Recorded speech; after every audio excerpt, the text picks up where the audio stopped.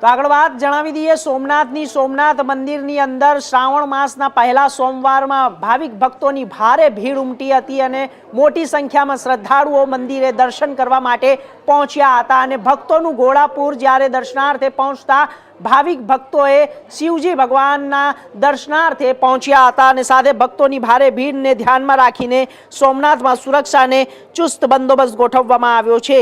1000થી વધુ પોલીસ કર્મીઓ સહિત QRT અને BDDSની ટીમને પણ તૈનાત કરવામાં આવી છે। ત્યારે સોમનાથમાં કેવી સુરક્ષા અને ટ્રાફિક વ્યવસ્થાઓથી ભક્તોની સુવિધા માટે પોલીસ દ્વારા શું તૈયારીઓ કરવામાં આવી છે તે જોઈશું આ એક રિપોર્ટમાં।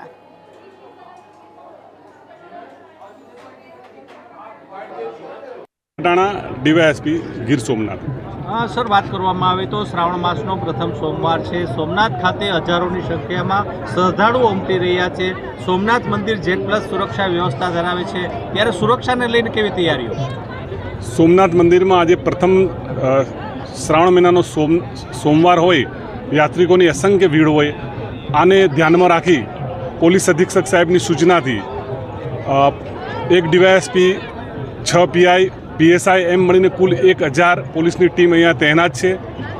તેમજ BDDS QRTની ટીમ, ડોગ સ્ક્વોડ, ટ્રાફિક બ્રિગેડ અને QRTના માણસો પણ અહીંયા દિવસ રાત ફરજ બજાવે છે। યાત્રિકો સાથે પોલીસ કર્મીઓએ સારો વ્યવહાર કરવો એ અંગેની ગઈકાલે પણ તાલીમ રાખવામાં આવેલી છે।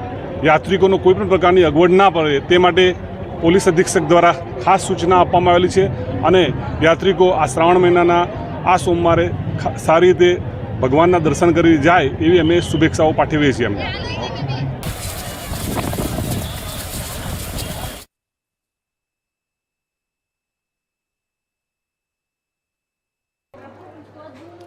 તો આગળ વાત કરીશું જૂનાગઢની। જૂનાગઢમાં પણ શ્રાવણ માસ દરમિયાન જ્યારે પહેલા સોમવાર